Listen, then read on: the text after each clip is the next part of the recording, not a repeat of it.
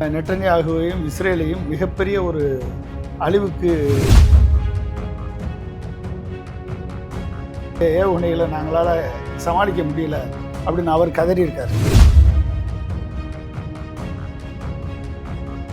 இந்த மூணையும் பெனட்ரேட் பண்ணி அடிக்குது அப்படின்னா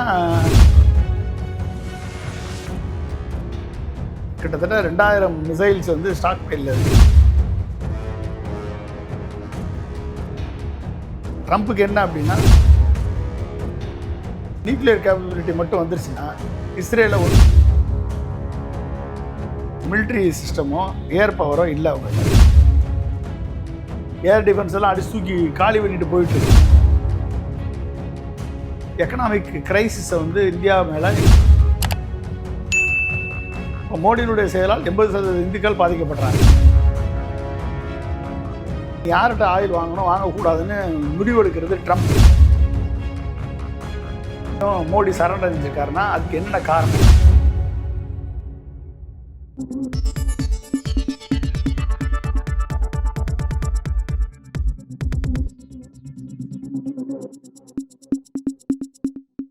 நியூஸ் ஃபோக்கஸ் தமிழ் நேயர்களுக்கு வணக்கம். இன்று நம்மோடு இணைந்திருக்கிறார் முன்னாள் குடியரசுத் தலைவர் அப்துல் கலாம் அவர்களின் அறிவியல் ஆலோசகர் பொன்ராஜ் அவர்கள். சார் வணக்கம். சார் வணக்கம்ப்பா.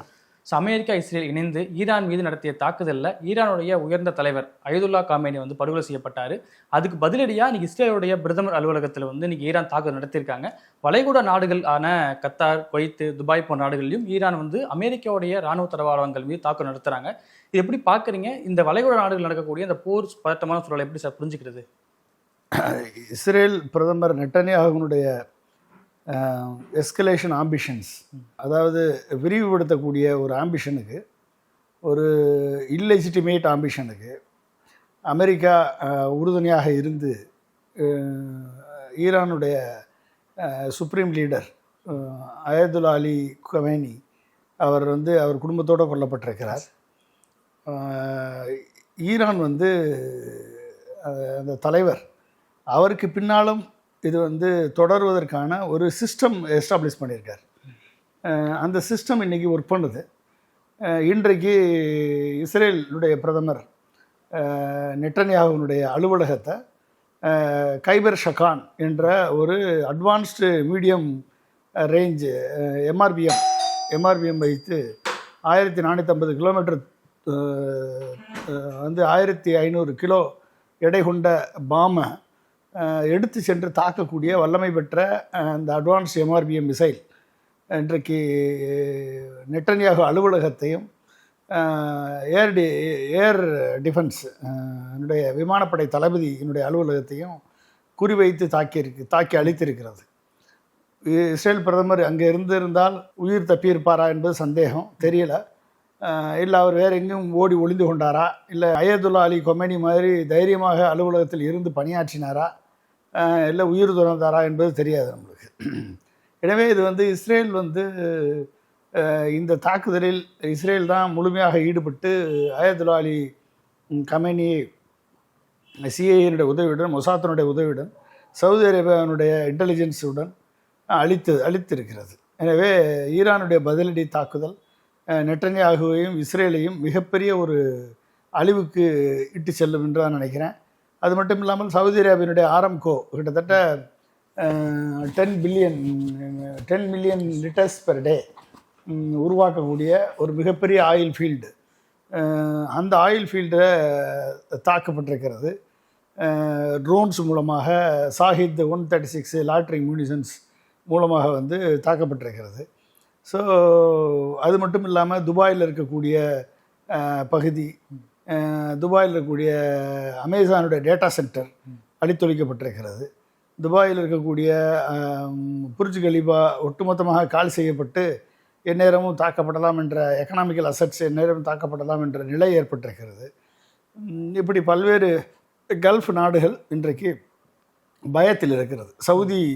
சவுதியினுடைய டிஃபென்ஸ் பர்சனல் சொல்லியிருக்காரு, அமெரிக்கா எங்களை கைவிட்டு விட்டது, என்டையர் ஏர் டிஃபென்ஸை வந்து இஸ்ரேலுக்கு ஆதரவாக திருப்பிட்டு எங்களை திராட்டில் விட்டுருச்சு, ஈரானுடைய ஏவுகணைகளை நாங்களால் சமாளிக்க முடியல அப்படின்னு அவர் கதறியிருக்கார். இதுதான் வந்து கல்ஃப் கண்ட்ரிக்கு ஒரு பாடம். இந்த கல்ஃப் கண்ட்ரிஸ் எல்லாம் வந்து அமெரிக்காவுக்கு அடிமை சாசனம் எழுதி கொடுப்பவர்கள் அத்தனை பேருமே அமெரிக்கா இவர்களை பாதுகாக்கும் என்றெல்லாம் வந்து எழுதி கொடுக்க முடியாது. அமெரிக்காவுக்கு இஸ்ரேலுடன் இருக்கக்கூடிய நட்பை காட்டிலும் கல்ஃப் கண்ட்ரி மேலே நட்பெல்லாம் கிடையாது. கல்ஃப் கண்ட்ரியை யூஸ் பண்ணுறாங்க அவங்க. அடிமைகளுக்கு என்ன சுதந்திரம் இருக்கிறது? எனவே வந்து ஈரான் வந்து இவர்களை இந்த அமெரிக்காவுடைய பேஸ் எல்லாம் தகர்ப்பதற்கு ஈரான் வந்து தனது ஏவுகணைகள், அதாவது ஒட்டுமொத்தமாக நீங்கள் பார்த்தீங்க அப்படின்னா சஹாப் 3 இது வந்து 1300 கிலோமீட்டர் ரேஞ்ச். இது சஹாப் 3. அடுத்து வந்து சஜில், அது வந்து 3000 கிலோமீட்டர் ரேஞ்ச், 2000 கிலோமீட்டர் ரேஞ்ச். இது சாலிட் ராக்கெட் பூஸ்டர். அடுத்து வந்து ஃபட்டா 110, அப்புறம் வந்து ஜல்ஃபஹார். இந்த மிசைல் வந்து ப்ரிசிஷன் ஷார்ட் ரேஞ்ச் மிசைல். அதுக்கப்புறம் இப்போ அடிச்சிருக்க மிசைல் தான் கைபர் ஷெக்கானை வச்சு தான் இப்போ நெத்தன்யாஹு அலுவலகத்தை அடிச்சிருக்காங்க. இது 1450 கிலோமீட்டர் ரேஞ்ச். இது சார், இஸ்ரேலுடைய மிக உயர்ந்த பாதுகாப்பு அமைப்புன்னு சொல்லக்கூடிய அயன்டோமை மீறி எப்படி உள்ளே போய் அந்த அலுவலகத்தை தாக்க முடியுது sir? Iron dome, David sling, Arrow 2, Arrow 3 3 defence system இருக்குது. Air defence system. அயன்டோம் வந்து ஷார்ட் டைம் மிசைல்ஸ் எல்லாம் வந்து எதிர்த்து அடிக்கும். டேவிட் ஸ்லிங் வந்து மீடியம் டேம் மிசைல்ஸ் எல்லாம் எதிர்த்து அடிக்கும். ஏரோ 2, ஏரோ 3 சிஸ்டம் வந்து லாங் டேர்ம் இன்டர்கான்டினென்டல் மிசைல்ஸ் எதிர்த்து அடிக்கும். இந்த மூணையும் பெனட்ரேட் பண்ணி அடிக்குது அப்படின்னா see the power of Iran, see the power of Kheibar Shekan. அப்போ இந்த 3 ஏர் டிஃபென்ஸையும் போன போர்லேயே ஈரான் வந்து டெஸ்டாப்ளிஷ் பண்ணிருச்சு. அவர்கள் வந்து இப்போ வந்து ஒரு ஃப்ரெஜைல் இன்ஃப்ராஸ்ட்ரக்சர் தான் அவங்ககிட்ட இருக்குது. ஸோ கண்டிப்பாக வந்து ஈரான் வந்து இதில் விட்டு தராது. மிசைல் பவரில் ஈரான் வந்து டாப்பில் இருக்குது. ஏர் டிஃபென்ஸ் சிஸ்டத்தில் ஃபைட்டர் ஏர்க்ராஃப்ட் மெனவியரில் வந்து இஸ்ரேல் ஸ்ட்ராங்காக இருக்குது. ஏன்னா அவங்கள்ட்ட F-35 இருக்குது, F-15 இருக்குது. இப்போ 3 F-15 குவைத்தில் தெரியாமல் சுட்டு வீழ்த்தி விட்டான். யார்? குவைத்தினுடைய ஏர் டிஃபென்ஸ் சிஸ்டம். ஸோ இது அந்த நாட்டினுடைய ஏர் டிஃபென்ஸ்னு சொல்லி அடித்து காலி பண்ணிட்டான். ஸோ இது எப்படி அப்படின்னு பார்த்தா இன்றைக்கி ஈரானுக்கு இருக்கக்கூடிய ஒரே ஒரு ட்ராபேக் வந்து ஃபைட்டர் ஏர்க்ராஃப்ட் இல்லை. அதை வச்சு தான் வந்து நீங்கள் இந்த பங்கர் பாம்ஸ் 30 பாம்ஸை கொண்டு போய் போட்டிருக்கான். யார்? இஸ்ரேல் வந்து அயதுல்லா அலி கமேனியினுடைய அலுவலகத்தை தரைமட்டமாக்குனது காரணம் அந்த பங்கர் பாம்ஸை வச்சு F-15 F-35 வச்சு தான் அவங்க அடித்தது, ப்ரிசிஷனாக அடித்தது. ஸோ அந்த பவர் வந்து இல்லை. பட் ஆனால் missile power unmatched missile power இவங்ககிட்ட இருக்குது. கிட்டத்தட்ட 2000 மிசைல்ஸ் வந்து ஸ்டாக் பைலில் இருக்குது. ஸோ ஸ்டாக் பைல் தீர வரைக்கும் அடித்தானா என்ன ஆகிறது? அதுக்குள்ளே வந்து ப்ரிசிஷனாக அடிக்கக்கூடிய லெவலில் அடிக்கும் பொழுது ஒட்டுமொத்த இஸ்ரேலை காலி பண்ணிடுவாங்கன்ற பயந்து தான் போன வட்டம் B-2 பாம்பரை வச்சு பங்கர் பாம்பை போட்டு போரை நிறுத்தினேன்னு சொல்லி அனௌன்ஸ் பண்ணார். யார்? ட்ரம்ப்பு. ஸோ இப்போ ட்ரம்ப்புக்கு என்ன அப்படின்னா, நியூக்ளியர் கேப்பபிலிட்டி மட்டும் வந்துருச்சுன்னா இஸ்ரேலை ஒன்றும் இல்லாமல் தரமட்டமாக்கிறோம் ஈரான் அப்படின்றதுனால தான் இந்த போரை தொடர்ந்து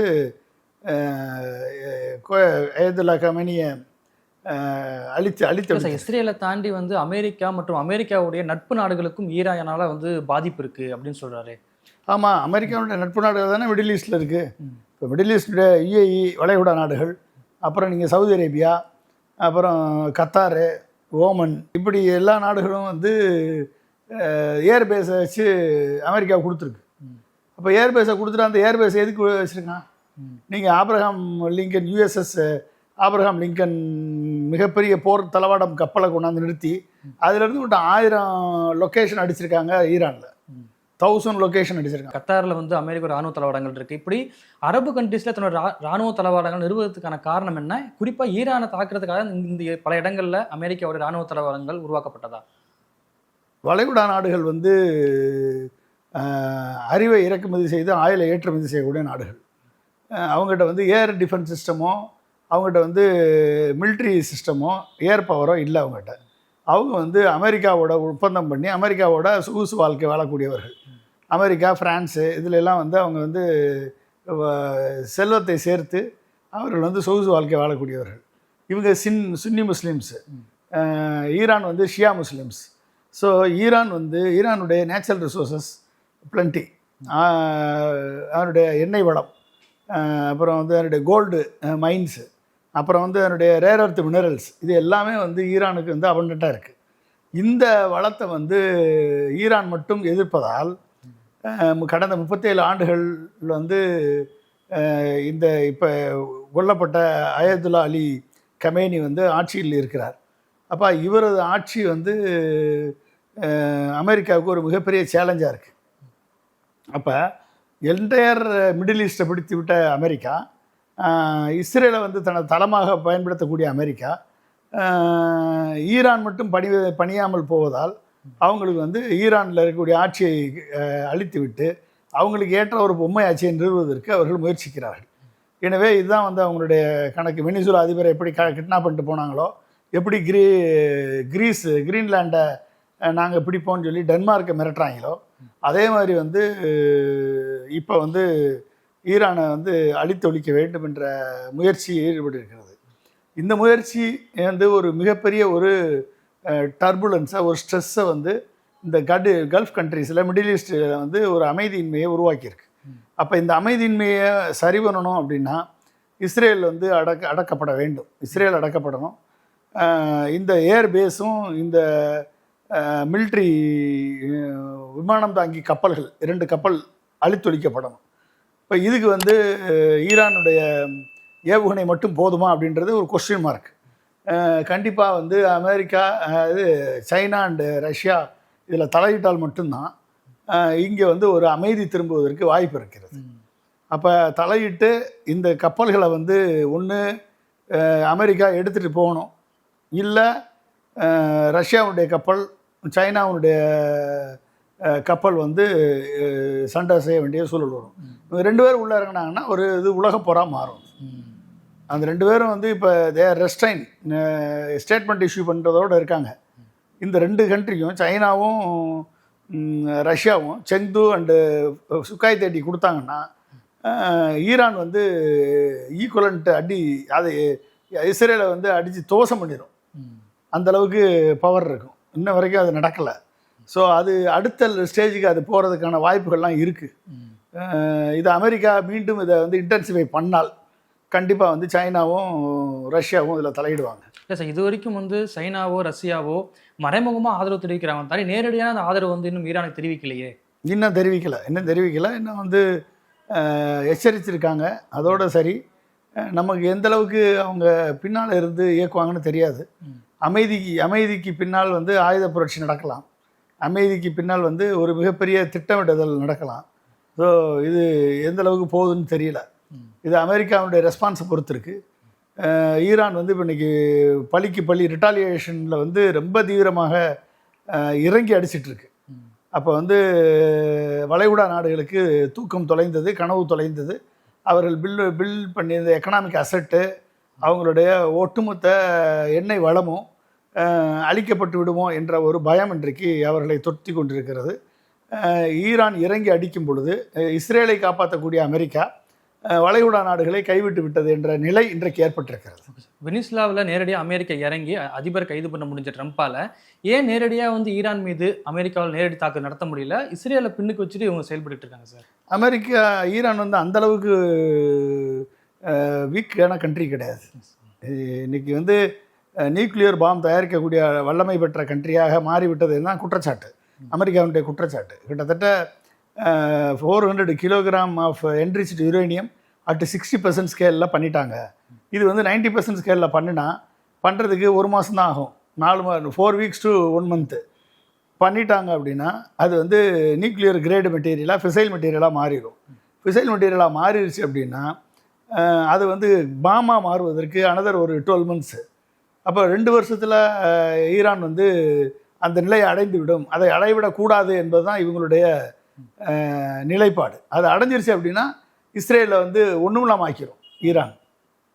அப்போ வந்து மிடில் ஈஸ்டில் இருக்கக்கூடிய ஏர்பேஸ் எல்லாம் அழித்து விடும். இப்போ அந்த பவர் வந்துடும். இன்றைக்கி இருக்கக்கூடிய இன்டர்கான்டினென்டல் பேலிஸ்டிக் மிசைல், ஹைபர் ஷஹான் மிசைல்ஸ், இதெல்லாம் வந்து செஜில் மிசைல், இதெல்லாம் வந்து இன்றைக்கி இதவே எதிர்த்து அடிக்க முடியலை. ஏர் டிஃபென்ஸ் எல்லாம் அடிச்சு தூக்கி காலி பண்ணிட்டு போயிட்டுருக்கு. அப்போ அந்தளவுக்கு வந்துருச்சு அப்படின்னா இது வந்து ஒரு மிகப்பெரிய ஒரு சவாலாக மாறிவிடும். அதை முளையிலே கிளியறியணும்னு தான் அமெரிக்கா இதில் இறங்கியிருக்கு, இஸ்ரேலுக்கு ஆதரவாக நிற்கிது.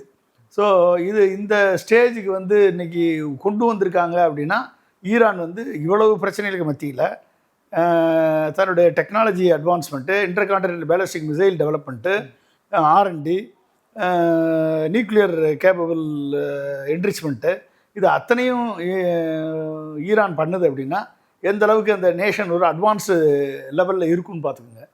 அது வந்து அமெரிக்காவுக்கு பிடிக்கல.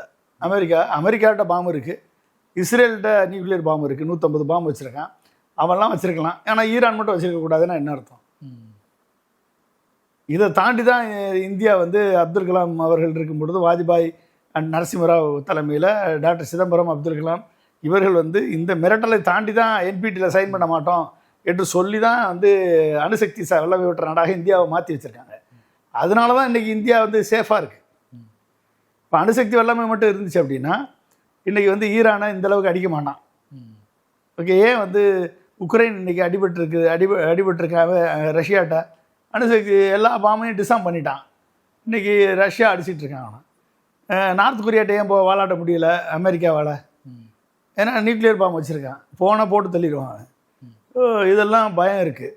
ஸோ அப்போ வந்து ஈரானை வந்து அந்த நியூக்ளியர் வெப்பன் ஸ்டேட்டாக மாறிடுச்சுன்னா ஒரு மிடில் ஈஸ்ட் கண்ட்ரி, முஸ்லீம் கண்ட்ரி மாறிடுச்சு அப்படின்னா அது வந்து ஒரு மிகப்பெரிய ஒரு ஆபத்து என்று அமெரிக்கா எதிர்நோக்குகிறது. அதனால தான் ஈரானை அடிக்கிறாங்க அவங்க. குறிப்பாக பிப்ரவரி 27 வரைக்கும் அமெரிக்காவுக்கும் ஈராக்குமான அந்த அணுசக்தி ஒப்பந்தம் தொடர்பான பேச்சுவார்த்தை போயிட்டு இருந்துச்சு சார். சடனாக 28 வந்து தாக்குதல் நடத்துறாங்க இல்லையா? அப்போ 28 27 நடந்த பேச்சுவார்த்தையில் ஈரான் சைடு வச்ச டிமாண்ட் என்ன, அமெரிக்கா வச்ச டிமாண்ட் என்ன சார்? அதாவது வந்து ஜெனீவாவில் நடந்த பேச்சுவார்த்தையில் ஓமன் மீடியேட்டட் பேச்சுவார்த்தை. இந்த பேச்சுவார்த்தையில் வந்து அமெரிக்காவோட டிமாண்ட் என்னென்னா, என்ரிச்டு யுரேனியம் 400 கிராம் 400 kg உங்கள்கிட்ட இருக்குது, அதை ஃபுல்லாக வந்து as per the international atomic energy agency என்னுடைய எஸ்டிமேட்டு படி 400 கிராம் 400 கிலோகிராம் என்ரிச்டு யுரேனியம் 60% ஸ்கேலில் என்ரிச் பண்ணி நீ வச்சுருக்க, அது எல்லாத்தையும் அமெரிக்கா கொடுத்துடணும். இது முடியாதுன்ட்டான் ஈரான். இந்த வேலையெல்லாம் பண்ண முடியாது, இது தர முடியாதுன்னு சொல்லிட்டான். நாங்கள் வந்து நீ எப்படி சொல்லுவ 400 கிராம் 60% ஸ்கேலில் இருக்குன்னு நீ எப்படி சொல்லுவ? நாங்கள் வந்து எங்களுடைய மெடிக்கல் கிரேடுக்கும் எங்களுடைய அணுமின் சாரத்தை உற்பத்தி பண்ணுறதுக்கும் 1.5% தான் என்ரிச் பண்ணி வச்சுருக்கோம் அப்படின்னு ஈரானுடைய கிளைம். ஆனால் நீ 60% வச்சுருக்கேன்னு சொல்லி IAEA சொல்கிறான் அவன். ஓகே, அப்போ இது டிஸ்பியூட்டடு கிளைம். இது அப்போ டிஸ்பியூட்டடு கிளைம் தான் வச்சு தானே ஈராக்கினுடைய அதிபர் சதாம் ஹுசைனை கெமிக்கல் வெப்பன் வச்சுருக்காருன்னு அழிச்சாங்க. கடைசியில் அங்கே இல்லைன்னு சொல்லிட்டான். அது அப்போ இவன் சொல்கிறது உண்மைன்னு எப்படி நம்ப முடியும்? அப்போ ஈரான் வந்து 60% வச்சுருந்தான்னா, ஏற்கனவே 60% வச்சுருந்தான்னா இன்றைக்கி 90% ஆக்கியிருப்பான்ல. ஆக்கி நேரம் உன் மேலே நியூக்ளியர் பாம்பை போட்டிருப்பானே, போட முடியாதுன்னு என்ன இருக்குது? அப்போ அவங்க வந்து அந்த என்ரிச்மெண்ட் ஃபெசிலிட்டி அவங்ககிட்ட இருக்குது. இப்போ அவங்க அன்டிஸ்க்ளோஸ் லொக்கேஷன்ஸில் அதை மாற்றிட்டாங்க. நீ குண்டு பீட்டு பாம்பர் போட்ட இடத்துல என்ரிச்மெண்ட் ஃபெசிலிட்டி இல்லை, இரவோடு இரவாக எல்லா இடத்தையும் மாற்றி எங்கேயோ கொண்டு வச்சுட்டான். எங்கே இருக்குன்னு உங்களால் கண்டுபிடிக்க முடியல. ஸோ இந்த அளவுக்கு வந்து ஒரு கேமஃப்ளேஜிங் பண்ணி ஈரான் வந்து நடவடிக்கை எடுத்துகிட்டு இருக்கு. அப்போ ஈரான் வந்து அட்வான்ஸாக முன்னேறிட்டு போயிட்டுருக்கு. அப்போ அந்த பயம் வந்து அமெரிக்காவுக்கும் இஸ்ரேலுக்கும் இருக்குது. அந்த பயத்தின் காரணமாகத்தான் இது ப்ரீஎம்டிவ் ஸ்ட்ரைக்கு, எங்கள் மேலே தாக்குதல் நடத்திடும் அப்படின்னு சொல்லி இவங்க ப்ரீஎம்டிவ் ஸ்ட்ரைக் பண்ணி தான் இந்த ஒரு மிகப்பெரிய தவறை செய்திருக்கிறார்கள். இந்த தவறுக்கான விலையை இஸ்ரேலும் அமெரிக்காவும் கொடுத்து ஆகணும். Okay sir. குறிப்பாக வளைகுடா நாடு நடக்கக்கூடிய போரின் காரணமாக முக்கியமாக வர்த்தகத்துக்கு அடிப்படையாக இருக்கக்கூடிய இந்த ஸ்டேட் ஆஃப் ஹர்மோஸ் கால்வாய் வந்து மூடப்படக்கூடிய வாய்ப்பு இருக்குன்னு சொல்கிறாங்க சார். இந்த ஹர்மோஸ் நீரிணை வந்து மூடப்பட்டால் இந்தியாவுடைய வர்த்தகம் எந்த அளவு பாதிக்கப்படும்? ஹர்மோஸ் ஸ்டேட் ஆஃப் ஹர்மோஸ் வந்து குளோபல் ஆயில் சப்ளையில் 20% இருக்குதுன்னு எஸ்டிமேட் பண்ணியிருக்காங்க. 20% ஆயில் சப்ளை அந்த ரூட்டில் தான் வருது. சவுதி அரேபியாவிலேருந்து, ஈரான்லேருந்து, ஈராக்லேருந்து, குவைத்து, அப்புறம் கத்தாரு, இது எல்லாமே அங்கேருந்து தான் வருது. UAEலேருந்து வரக்கூடிய ஆயில் சப்ளை. இதில் 80% வந்து இந்தியாவுக்கு வரக்கூடிய ஆயில் சப்ளை. 80 to 85% வந்து it comes through that route. அது மட்டும் இல்லாமல் ஜப்பான், கொரியா, ஆசியா, சைனா, இது எல்லாத்துக்குமே அந்த ரூட்டில் தான் வருது. அப்போ இந்த ரூட்டை வந்து மூடிட்டான் அப்படின்னா இன்னொரு ரூட்டு பக்கத்தில் இருக்குது, ஈஜிப்டுக்கு பக்கத்தில். அந்த ரூட்டில் தான் வரணும். ஸோ அப்போ இது வந்து 20% இந்த இதில் பிரச்சனைன்னு வந்துச்சுன்னா இதை வந்து ஒரு மிகப்பெரிய ஒரு எக்கனாமிக் கிரைசிஸை வந்து இந்தியா மற்றும் ஆசியா கண்ட்ரீஸில் இது ஏற்படுத்தும். அப்போ எப்படிப்பட்ட ஒரு தாக்கம் இருக்கும் அப்படின்னா, கிட்டத்தட்ட $80 பெர் பேரல், $60லேருந்து $80 இருந்தது, கிட்டத்தட்ட $150 உயர்வதற்கான வாய்ப்பு இருக்கிறது. இப்போ பெர் பேரல் காஸ்ட் வந்து $150 போச்சு அப்படின்னா நம்மளுடைய பெட்ரோல் டீசல் விலை 100லேருந்து 140 150 இன்க்ரீஸ் ஆகிறதுக்கு மிகப்பெரிய வாய்ப்பு இருக்குது. இன்க்ரீஸ் ஆனால் யாரை பாதிக்கும்? அப்பாவி மக்கள், பொதுமக்கள். 80% இந்துக்களை பாதிக்கும், 20% சிறுபான்மையினரை பாதிக்கும் இந்தியாவில். ஏன்னா இந்தியர்கள்னு நம்ம சொல்லுவோம், ஆனால் அவனை பொறுத்த வரைக்கும் இந்துக்கள்னு சொல்லுவோம். அதனால் 80% இந்துக்களை தான் பாதிக்கும். இப்போ மோடியினுடைய செயலால் 80% இந்துக்கள் பாதிக்கப்படுறாங்க. சரியா? அப்போ வந்து அதனால் ஏற்படக்கூடிய விலைவாசி உயர்வு, அதனால் ஏற்படக்கூடிய டிரான்ஸ்போர்ட்டேஷன் காஸ்ட் இன்க்ரீஸ், அதனால் ஏற்படக்கூடிய அத்தியாவசிய பொருட்களுடைய விலை உயர்வு, இது எல்லாமே வந்து சாதாரண மக்களை பாதிக்கும். அப்போ இந்த பாதிப்புக்கு காரணமாக யார் இருக்குது அப்படின்னா நம்ம மோடி தான் இருக்கார். ஏன் அப்படின்னா இந்த இதனால் ஏற்படக்கூடிய விலை உயர்வு என்ன ஆகும் அப்படின்னா டாலர் அப்ரிஷியேட் ஆகும், ருபி டிப்ரிஷியேட் ஆகும். அப்போ ருபி ஏற்கனவே 90 ரூபா 93 ரூபாயில் இருக்குது. அப்போ இன்னும் டிப்ரிஷியேட் ஆச்சு அப்படின்னா $100 போயிடும். ஒரு டாலருக்கு ஈக்குவலண்ட்டாக $100 போயிடும். அப்போ $100 போச்சு அப்படின்னா நம்மளோட டோட்டல் இம்போர்ட் காஸ்ட் வந்து அதிகமாகிடும். இம்போர்ட் காஸ்ட் அதிகமாச்சு அப்படின்னா கரண்ட் அக்கௌண்ட் டெபிசிட் வந்துடும். கரண்ட் அக்கௌண்ட் டெபிசிட் வந்துச்சுன்னா பேலன்ஸ் ஆஃப் பேமெண்ட் ப்ராப்ளம் வரும். பேலன்ஸ் ஆஃப் பேமெண்ட் ப்ராப்ளம் வந்துச்சுன்னா ஃபாரின் எக்ஸ்சேஞ்ச் ரிசர்வ் குறையும். ஃபாரின் எக்ஸ்சேஞ்ச் ரிசர்வ் குறைஞ்சின்னா ருபி டிப்ரிஷியேட் ஆயிடும். அப்போ என்ன ஆகும்? டோட்டலாக நம்மளுடைய இறக்குமதிக்கான இண்டிபெண்டன்ஸ் போச்சு. அப்போ இதுக்கு யார் காரணம் அப்படின்னா மோடி வந்து அமெரிக்காவோட ஒப்பந்தத்தில் இப்போ கையெழுத்து போட்டார், ட்ரம்ப்பினுடைய டாரிஃப் ஒப்பந்தத்தில். ஆப்ரேஷன் சிந்தூர் நடக்கிறப்ப 200% டாரிஃபை உயர்த்திடுவேன், நீங்கள் 2 பேரும் போகிற நிறுத்துறேன்னா அப்படின்னு சொல்லி தான் போகிற நிறுத்தினேன்னு ட்ரம்ப் வந்து இப்போ 100 ஓட்டம் கிளைம் பண்ணியிருக்காரு. ஒரு ஓட்டம் கூட மோடி அதை எதிர்த்து சொல்லலை. சரியா? அப்போ யார் மோடி என்ன அப்படின்னா வந்து அமெரிக்காவுடைய ட்ரம்ப்புக்கு அடிமையாக இருக்கார் அவர். அப்போ இன்றைக்கி போய் அங்கே கையெழுத்து போட்டதுனால $27 பில்லியன் இந்தியாவுக்கு லாஸ். பல்வேறு செக்டாரில் $27 பில்லியன். அது வந்து எனர்ஜி செக்யூரிட்டியாக இருக்கட்டும், அது மட்டும் இல்லாமல் ஸ்ட்ராட்டஜிக் அட்டானமியை இன்றைக்கி காம்ப்ரமைஸ் பண்ணியாச்சு. ஸ்ட்ராட்டஜிக் அட்டானமியை காம்ப்ரமைஸ் பண்ணி, ஃபாரின் பாலிசியை காம்ப்ரமைஸ் பண்ணி, குளோபல் சவுத் லீடர்ஷிப் பொசிஷனை காம்ப்ரமைஸ் பண்ணி, இன்றைக்கி வந்து விட்டு கொடுத்து இன்றைக்கி வந்து கையெழுத்து போட்டு அமெரிக்காவுக்கு அடிமையாக மாற்றியிருக்கிறார் திரு மோடி அவர்கள். இதனால் என்னாச்சு? எனர்ஜி செக்யூரிட்டியை ட்ரேடோட லிங்க் பண்ணிட்டான். அப்போ என்னாச்சு? நீ யார்கிட்ட ஆயில் வாங்கணும் வாங்கக்கூடாதுன்னு முடிவெடுக்கிறது ட்ரம்ப்பு, மோடி இல்லை. இந்தியா யாரோட ஆயில் வாங்கணும் யார்கிட்ட வாங்கக்கூடாதுன்னு முடிவெடுக்கிறான். அப்போ ரஷ்யாட்டிருந்து ஆயில் வாங்கினா கம்மி, ரஷ்யா வந்து ரூபாயை அக்செப்ட் பண்ணிக்கிட்டான். ஆனால் இப்போ யார்கிட்ட வாங்க சொல்லியிருக்கான்? இன்றைக்கி வந்து வெனிசுலாட்ட வாங்கணும். வெனிசுலாட்ட வாங்கும் போது அதிகமான விலை கொடுக்க வேண்டியது இருக்கும். இன்றைக்கி ஸ்ட்ரெய்ட் ஆஃப் ஹார்மஸை மூடிட்டான்னா 85% சப்ளை வரலை அப்படின்னா டோட்டலாக வந்து நம்மளுடைய இம்போர்ட் ரூட் வந்து பிளாக் ஆகும். இப்போ பிளாக் ஆகும்னா இந்தியாவுக்கு ஒட்டுமொத்தமாக ஆயில் சப்ளை பண்ணுறது எங்கே போய் பண்ணுறது? அப்போ நீங்கள் எங்கே போய் ஃபிஸ்கல் டெபிசிட் இன்க்ரீஸ் ஆகும், பணவீக்கம் அதிகமாகும், கரண்ட் அக்கௌண்ட் டெபிசிட் கிரியேட் ஆகும், பேலன்ஸ் ஆஃப் பேமெண்ட் ப்ராப்ளம் வரும். இத்தனையும் வந்து பாதிக்கப்பட போகிறது யார்? பிகாஸ் மோடியினுடைய தவறான முடிவு. இன்றைக்கி வந்து உங்ககிட்ட நான் சைன் பண்ண மாட்டேன், நான் முடிவெடுக்கிறதாண்டா கரெக்டு அப்படின்னு சொல்லி முடிவெடுத்திருந்தாருன்னா நான் வந்து உங்ககிட்ட வர்த்தகம் பண்ண மாட்டேன், அமெரிக்க அதிபர் ட்ரம்ப் இருக்க வரைக்கும் நீ எத்தனை % வேணாலும் டாரிஃப் போடு, அமெரிக்காவோட வர்த்தகத்தை குறைச்சிக்குவோம் அப்படின்னு சொல்லிட்டு யூரோப்பியன் யூனியன்லேயும் ஏசியாவோடையும் பிரிக்ஸோடையும் சைன் பண்ணியிருந்தாருன்னா நரேந்திர மோடி கிட்டத்தட்ட $68 பில்லியன் நம்மளுக்கு அட்வான்டேஜ்லாம், நம்மளுக்கு கெயின். அப்போ அந்த கெயினை காம்ப்ரமைஸ் பண்ணி நட்டன்யாவுட்டையும் ட்ரம்ப்கிட்டையும் மோடி சரணடைஞ்சிருக்காருன்னா அதுக்கு என்னென்ன காரணம்? அப்போ காரணம் வந்து அதானியும் அம்பானியும் காப்பாற்றுறதுக்கும் எப்ஸ்டீன் ஃபைல்ஸ்லேருந்து தன்னை காப்பாற்றுவதற்கும் மோடி வந்து இந்தியாவினுடைய ஸ்ட்ராட்டஜிக் அட்டானமியும் ஃபாரின் பாலிசியையும் குளோபல் சவுத் லீடர்ஷிப் பொசிஷனையும் இன்றைக்கி வந்து அடகு வைத்திருக்கிறார் என்று தான் நம்ம வந்து பார்க்க வேண்டும், அடிமைப்படுத்தி இருக்கிறார் என்று தான் பார்க்க வேண்டும். ஓகே சார், எவ்வளோ நேரம் நிகழ்வில் கலந்து கொண்டு பல்வேறு கருத்துக்களை பயந்தவங்களுக்கு நன்றி சார். நன்றிப்பா.